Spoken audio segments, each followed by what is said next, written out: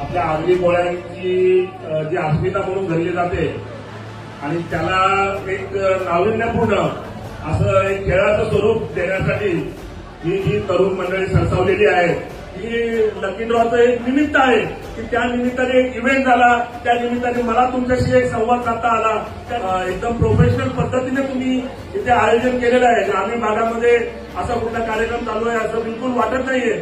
तर अत्यंत प्रोफेशनल पद्धतीने तुम्ही इथे सर्व नियोजन केलेलं आहे. तेव्हा तुम्हा सर्व आयोजकांना पुन्हा एकदा धन्यवाद देतो.